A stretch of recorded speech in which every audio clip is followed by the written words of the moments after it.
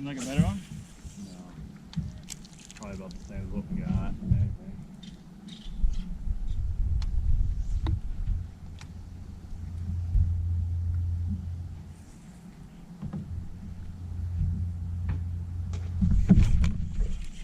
You break off? Yeah. Are you kidding me?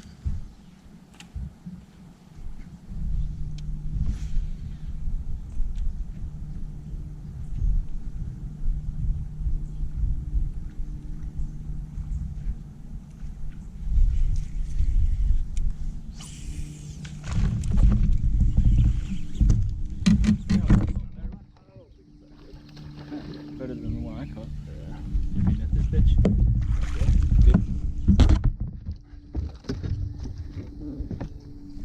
He'll keep though, probably. Yeah. Oh,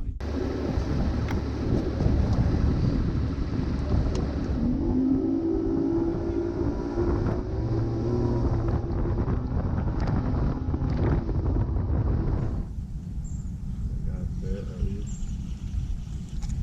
Maybe we'll get lucky and get a few bites, big bites.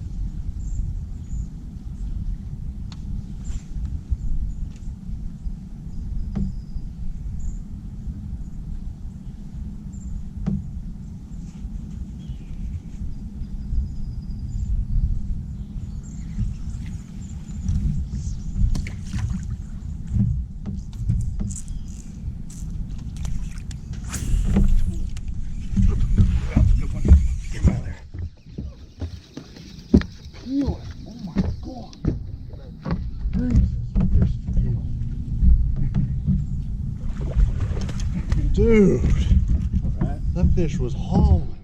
Holy.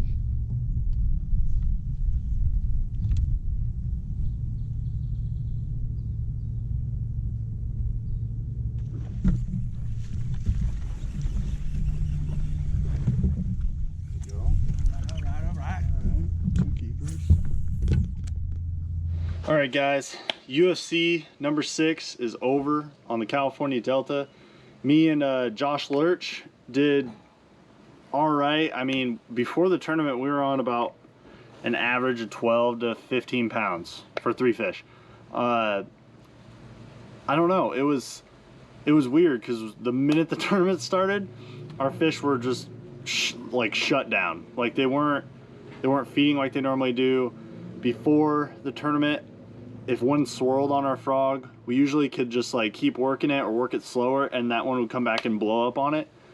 But when the tournament started, that stopped. We'd just get swirls or missed strikes, or even if they did get the frog, we'd set the hook on them and we'd have them for a second, and it was almost like they just didn't eat it right and they would end up getting off. So it was kind of tough for us. We didn't get a lot of bites either. Like it was maybe 5-6 bites a day, and you know, with a 3 fish limit tournament, that makes it kind of tough. So you kind of had to count on getting the right bites. Day 1, we blasted off at around noon because we were like one of the last boats, boat 186, and our weigh-in time was 6:30 p.m. We fished pretty hard. I mean, I don't know, we had our limit right away. I would say within the first 2 hours we had our limit, and a small limit, like 13 inches. One was like just a squeaker, like just barely passing 13. We ended up culling that one out, which really helped us out. It's just we couldn't get that big bite. We just kept getting these little 1.5-2 pound fish, and it really sucked. You know, we had one. I think if we would have caught the one that I broke off, it would have definitely been a different tournament for us.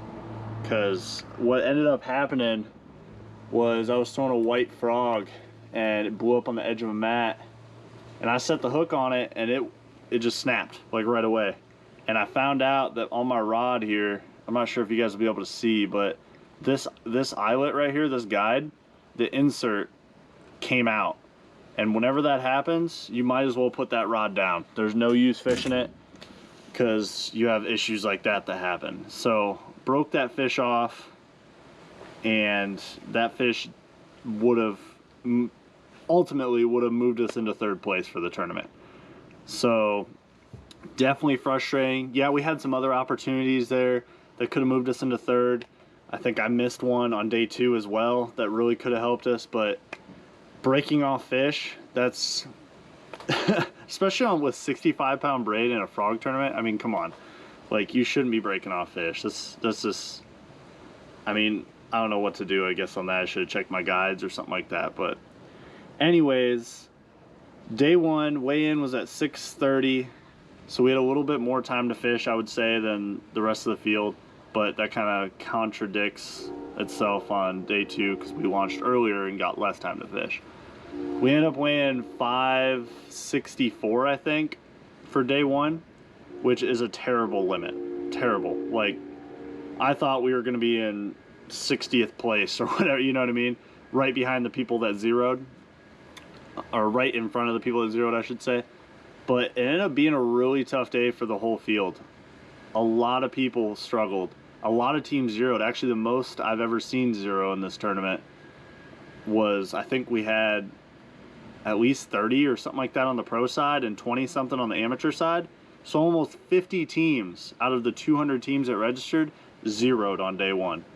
So that's pretty crazy. We ended up being in 15th place after day 1, and that kind of, we still had a chance. So day 2 came around, we blasted off around 6:30, 7 o'clock, ran to actually a different area to start because we wanted to try to get some open water frogging in and trying to pick up maybe a big bite with that low light. So we tried to stay closer to the launch first thing to get a open water bite, but it just didn't happen. So we ended up running down to our area, and we didn't pick up, actually our first 3 spots we hit, we got nothing. Like a couple swats and stuff like that, but no like actual good bites. And then around 9:30, around 9:30, we actually started getting bites. I missed one on this white frog. I was throwing black like the whole tournament, but we ended up in this one area, we ended up realizing that they were biting the white frog a little better. So I started throwing it more and missed one. It bit and I set the hook and it got off, which really would have helped us.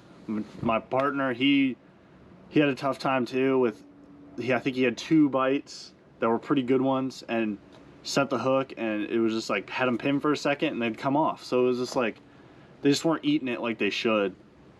And then finally around 9:30, I cast into some duckweed and popped it once and just got smacked by like a 4-pounder.